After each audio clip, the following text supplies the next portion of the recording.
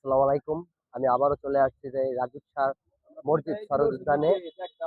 আপনার দেখতে পাচ্ছেন এখানে যে কত মানুষ, যে এই পুরা সরওয়ার্দী যে শহীদ সরওয়ার্দী মাঠ প্রাঙ্গণ, ঢাকা বিশ্ববিদ্যালয়ের প্রাণকেন্দ্র, এই সেই মাঠে কত মানুষ যে এই রাজীব শাহর এই নির্মিত মসজিদ, টোকাই রাজীব শাহ পট টোকাই রাজীব শাহ যে মসজিদটা নির্মাণ করেছেন, দেখতে পাচ্ছেন আপনারা যে কত মানুষ, ভিতরে মানুষ আসতেছে, যার যার মতো ভিডিও করতেছে, তুলতেছে, সবাই এরকম ভাবে এই যে মসজিদটা দেখতেছে। আমি এর আগেও 2বার লাইভ করছি এই মসজিদ নিয়ে। তারপরে আমি আবার আপনাদেরকে আবারও দেখাচ্ছি, কারণ যতবারই দেখি এই মসজিদ ততবারই মন ছুটে যায় এই মসজিদের দিকেই। ঠিক আছে, কি বলবো আপনাদেরকে, ভাষা নাই। দেখেন আপনারা পুরোপুরি মসজিদটা আমি দেখাই আপনাকে। এই যে মসজিদটা দেখতে পাচ্ছেন, এই সেই মসজিদটা দেখার জন্য প্রতিনিয়ত সকাল থেকে সন্ধ্যা, সন্ধ্যা থেকে সকাল এরকম মানুষ আসতেছে আর আসতেছে। জানি না এই মসজিদের ভিতরে কি আছে, শুধু আপনারা কমেন্টে বলে যাবেন এই মসজিদটা দেখার জন্য মানুষের এত আকুলিত কেন বাড়ছে। ঠিক আছে, এর আগে একটা ভিডিওতে আমি রাজীব শাহর বক্তব্য নিয়েছিলাম। রাজীব শাহ বলেছিলে তার যে কিছুই নাই জীবনে, শুধু এই মসজিদটাই নির্মাণ করেছে। আমি আস্তে আস্তে কিন্তু আগাচ্ছি যে রাজীব শাহ যেই গড়টায় থাকতো, ঠিক আছে, সেই গড়টা আমি আবারও আপনাদেরকে দেখাচ্ছি। গত ভিডিওতে আমি আপনাদেরকে দেখাচ্ছিলাম যে এই যে ছোট্ট একটি ঘর, উপরে টিন, কাগজ, পলিটিন দিয়ে যে একটা ছাপড়া দেওয়া ঘর, এই ঘরটাই সে বাস করতো সেই রাজীব শাহ। আর এই ঘর থেকেই সে বাস করে করে একটা চিন্তা ভাবনা করেছে যে একটি এখানে নামাজ পড়ার বা কোনো একটা কিছু তৈরি করা হবে। মানুষ এখানে আসলে, ঘুরতে আসলে নামাজ পড়তে পারে না বা ইবাদত, তাই এই মসজিদ, এই ঘরটার ভিতরে থাকার পরে, এই ঘরটা থাকার পরে, ঠিক আছে, তারপরে একটি মসজিদ নির্মাণ করছে। যাই হোক, একটা দর্শক কিছুটা বলতে চায়, সে মসজিদ দেখতে আসছে। ঠিক আছে, আমরা শুনি তার কথা, কি বলবে উনি। আমি বলতে চাই, আমাদের দেশনেত্রী বেগম খালেদা জিয়ার সন্তান তারেক রহমান, উনি 18 কোটি মানুষের একজন অভিভাবক। ওনার এই আন্দোলন সংগ্রাম দিয়ে উনি তিনবার দেশনেত্রী বেগম প্রধানমন্ত্রী ছেলে এবং কি প্রধানমন্ত্রী। ওনাকে সবাই ভালোবাসে, সবাই এবং দোয়া করে। দোয়া করার কারণে উনি ওনার ফ্যামিলিতে অভিভাবক, উনি পুরো বাংলাদেশের অভিভাবক। আমি চাই এই রাজীব একজন অসহায় মানুষ। এই রাজীব যদি অসহায় মানুষ না হতো, তাহলে দেখেন তার মন মানসিকতা কিরকম। সে মা নাই, বাবা নাই, একটা এতিম এতিম ছেলে যদি একটা ভালো উদ্যোগ নিতে পারে। আমাদের তো সবার আছে, সবার কেউ মা আছে, বাবা আছে, ছেলে আছে, মেয়ে আছে, ওর তো বউ নেই। তাহলে ওর মতো সন্তান যদি একটা ভালো কাজে, আল্লাহ রসুলের কাজে উদ্যোগ নিতে পারে, একটা মূর্খ মানুষ হয়ে, আমরা শিক্ষিত মানুষগুলো কি করতেছে এই দুনিয়ার জন্য, ও একটা মূর্খ মানুষ হয়ে একটা ভালো উদ্যোগ নিছে, আমরা সবাই ওর সমর্থন করতে হবে। ও যদি খারাপ হয়, আমরা প্রয়োজন ওর পিছিয়ে তদন্ত লাগাই। তদন্ত কমিটি আছে, যেমন করেন না, সোর্স আছে, গোয়েন্দা বিভাগ আছে, সবাই আছে। ওরা এক একজনে এক এক রকমের দেখা গেছে বিভ্রান্তি সৃষ্টি করতেছে। আমরা চাই সকলে ওর পাশে দাঁড়াইয়া এই মসজিদটা হোক। কেননা এই মসজিদটা হোক, এইখানে সরউদ্যানে বহুত গাঁজা আসক্ত অনেক যুবক ভাইরা ধ্বংস হয়ে যেতেছে। অনেক যুবক ভাইয়ের ধ্বংস হয়ে যেতেছে, মাদক আসক্ত হয়ে তাদের ফ্যামিলির খোঁজ খবর নিতেছে না। তারা তাদের জীবনও নষ্ট হতেছে। প্লাস এদের দেখা দেখি আরও কিছু তরুণ মানুষ দেখা গেছে মাদক আসক্ত হয়ে ধ্বংস হয়ে যেতেছে। তাহলে এখানে সরউদ্দি উদ্যানে দেখা গেছে অনেক অপকর্ম চলে, যেমন করেন না, নারী ব্যবসা চলে, অনেক অকারণ চলে সরউদ্দি উদ্যানে।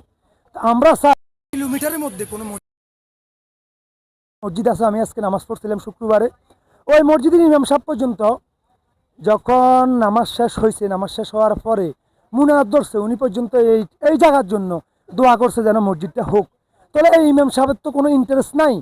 উনি একজন মুসলমান হিসাবে ওনার পিছে দেখা গেছে মানুষ নামাজ পড়ে। উনি একজন ইমাম, ইমাম মানে ইমামের পিছে নামাজ পড়ে। সবাই যতগুলো মানুষ নামাজ পড়ে, প্রতিটা মানুষের নামাজের দায়ভারও একজন ইমাম সাহেবের।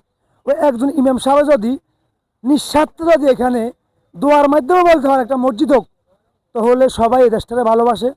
সবাই, প্রতিটা যত লোক আছে ভিডিও দেখতেছে, প্রতিটা লোকে আমি দেখছি কমেন্টে, লাইকে, শেয়ারে বলতেছে এখানে একটা মসজিদ হোক। তাহলে মসজিদটা হলে দেখেন অন্তত না হলে 50,000 মানুষ এই শরৎ উদ্যানে ঘুরের জন্য আসে। তারা দেখা গেছে 200, 300, 500, 1000 মানুষ দেখা গেছে এখানে নামাজ পড়তে পারবে, উক্তের নামাজটা আদায় করতে পারবে তার। তাহলে আমরা এই বাংলাদেশের যারা রাষ্ট্র চালাই, রাষ্ট্র কাঠামো নিয়ে মেরামত করি, দেখা গেছে এই দায়ভারটা শুধু এই রাষ্ট্রের প্রধানের। এই রাষ্ট্র যারা মেরামত করি এদের। কেননা দেখেন 50,000 মানুষের ভিতরে কি 500 মানুষ নামাজ পড়ে না? 500 মানুষ কি ইমানদার নাই? সবাই কি এখানে ঘুরের জন্য আসে? নামাজ আদায় করার জন্য আসে। এখন নামাজ আদায় করতে হলে কি করতে হয়? শাহবাগে যাইতে হয় এখানে। তাহলে এখানে নামাজ আদায় করার জন্য মসজিদে একবারে আমি মনে করি যে একবারে উত্তম। কেন? আমি একজন সাধারণ জনগণ হিসাবে, আমি একজন সাধারণ মানুষ হিসাবে, আল্লাহ রসুল আমাদের দেখা গেছে নবী নিজে না খেয়ে মানুষকে খাওয়াইছে, নিজে পরের কটূক্তি করে নাই। হাজার মানুষের হাজার ধরনের কথা বলুক, রাজীব খারাপ, রাজীব শাহ খারাপ, আরে ভাই টোকাই হলো তো সে একটা মানুষ। আপনি ওরা ঘৃণা করতে পারবেন? আপনি একটা মানুষ তৈরি করে দেন তো। আপনার কমেন্টে অনেক লোক অনেক রকমের কথা বলেন, ও মুখের রয়, ও মুখ করে, সে মুখ করে। ওর মতো মানুষ বোতল টোকাইয়া নিজের শ্রম দিয়া খাইতেছে, আর আপনারা দুর্নীতি করে খাইতেছেন। যারা কমেন্টে লিখতেছেন এরা দেখা গেছে প্রকৃতভাবে টাকা ইনকাম করে খাইতেছেন না, আপনাদের টাকার ভিতরে ভেজাল আছে। ওর টাকার ভিতরে ভেজাল না আমি দেখতেছি। ওর টোকাই, ও চিন্তাই করে না। ও মাদক আগে খাইতো, এখন খায় না। একটা মানুষের ভালো হওয়ার সুযোগ দেন, একটা মানুষের ভালোবাসা দেন। ভালোবাসা দিলে ও ভালোবাসা পাবে, ভালোবাসা অনুভব করবে। ওর পৃথিবীতে কেউ নেই। আপনাদের এটা বোঝা উচিত, একটা লোকের যদি পৃথিবীতে কেউ না থাকে সে তো এমনি খারাপ হবে ভাই। আর আমরা তো ফ্যামিলিতে অনেক লোক আছে, অনেক সদস্য আছে, এরা কেন গাঁজা খায়, এরা কেন মদ খায়, এরা কেন বাবা খায়? আমরা তো এত ভালোবাসা দিচ্ছি না, এত নিরাপদ মানে তারপর যাই আত্মীয় স্বজনরা এতভাবে দেখা গেছে ইয়ে করতেছেন, এত মানে কি বলবো আপনারে, দেখা গেছে নিজের ভাই ঘাট দিতেছেন, বাপের সন্তানটা ঘাট দিতেছে, মেয়েরা ঘাট দিতেছে, ওরা দেখা গেছে ভালো হইতেছে না। আর এরা কেউ পৃথিবীতে ঘাট দেয় না, ওরা একমাত্র আল্লাহ ঘাট দেয়। তারপর তো ভালো উদ্যোগ নিছে।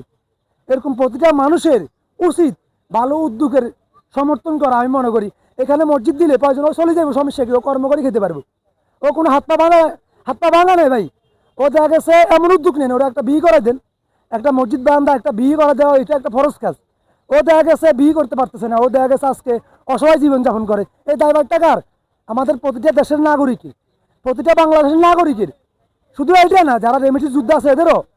আমরা ভালো কাজ করি না, ওরা একটা দেখা গেছে বিয়ে বন্ধনে একটা ভালো কাজের মধ্যে আবদ্ধ করি না, ওই আফসারা ভালো হয়ে যাবে। একটা মেয়ের ভালোবাসা পাইলে একটা ছেলে ভালো হয়। দেখেন আপনারা সবাই তো পরিবারের জন্যই করেন, ওরা একটা পরিবার তৈরি করে দেন। আমি ওর কেউ না, প্রয়োজনে আপনারা যাচাই বাছাই করেন। আমি মিথ্যা কথা বললে জিবলা কাটিয়ে নেবেন মুসলমান হিসেবে। প্রকৃত যদি আমি এক বিন্দু মিথ্যা কথা বলি, এরকম পাবলিক প্লেসে লক্ষ কোটি জনতার সামনে আমার এক বুক গাড়াইবেন, গাড়ায় পাত্র নিক্ষেপ করে মারবেন। যেটা ইসলামের বিধান আছে ওইটা করবেন। আমি চাই এখানে একটা মসজিদ হোক। মসজিদ হলে মানুষ নামাজ পড়তে পারবে। যারা অসহায় আছে এখানে, খারাপ কাজে লিপ্ত, ফ্যাট চালাইতে পারলে, ফ্যাট চালাইলে খারাপ কাজ করতে হয়। আমি দেখি অনেক মুরব্বী মহিলা আছে, যেমন করে না কর্ম করে খেতে পারবো না, 60 বছর বয়স, 70 বছর বয়স, ওদের মতো লোক এখানে পড়ে দিচ্ছে, কেউ খবর লয় না। এই দুনিয়াতে সবাই আমরা টাকার পিছিয়ে ধরি, সবাই সবার পরিবার নিয়ে ধরি, কিন্তু ওদের একটা পরিবার ছিল। আর আজকে ওরা কেন রাস্তাঘাটে বলেন? যে কোনো কারণবশত তো ওরা আজকে রাস্তাঘাটে। ওরা তো এমনি এমনি ভাই রাস্তাঘাটে আসে নাই, ওদের তো যে কোনো একটা কারণ আছে, ওই জন্য তো রাস্তাঘাটে ভাই। আমরা সবাই দিন শেষে এই দুনিয়াতে, এটা হলো মিশা দুনিয়ায়, ওই দুনিয়ার জন্য আমরা কিছু করি, ওই দুনিয়ার জন্য আমরা কিছু করি ভাই। এই দুনিয়ার জন্য কিছু করে লাভ নেই। ও সালমানের রহমানের মতো হাজার হাজার কোটি টাকার মালিক, এখন ওর মতো লোকের খবর নেই না, মানুষ নেই, ও জেলখানে পৌঁছে। এই টাকার কোনো দাম নেই ভাই। ওই দুনিয়ার জন্য কিছু করেন, আগারও তো শান্তি, এই দুনিয়ায় শান্তি।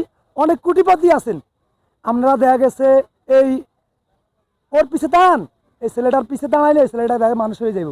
এই ছেলেটা দেখা গেছে বেশি কিছু চায় না, দুইটার জাল বেত খাইয়ে বাঁচতে চায়। এই ছেলেটা সাধারণ একটা ছেলে। এই যা বলতে শুরু করছিলাম, যে ওই লোক দাবি করছিল যে রাজীব শাহ যদি খারাপও হয়, রাজীব শাহকে ভালো করার একটা পদ্ধতি দিতে, রাজীব শাহকে বিয়ে করিয়ে দিতে বা একটা ভালো একটা পজিশনে নিতে, তারপরে এই যে নামাজ পড়ার স্থানটা এটা রাখতে বলতেছিল। এটাই মানুষের চাওয়া, যে নামাজ পড়ার স্থানটা যে থাকে, এবং যে এখানে মানুষ এই শরৎ উদ্যানে, শহীদ শরৎ উদ্যানে যদি মানুষ ঘুরতে আসে, তাহলে যে সেখানে নামাজ পড়তে পারে নামাজের সময় হলে, এটাই দর্শকের চাওয়া। এখানে যারা ঘুরতে আসে এবং দেখতে আসে মসজিদ, তাদের সবারই একটাই দাবি, এটাই বাস। এই ছিল এখানকার পরিস্থিতি। খোদা হাফেজ, ভালো থাকবেন সবাই, সময় গল্প সাথেই থাকবেন। আসসালামু আলাইকুম।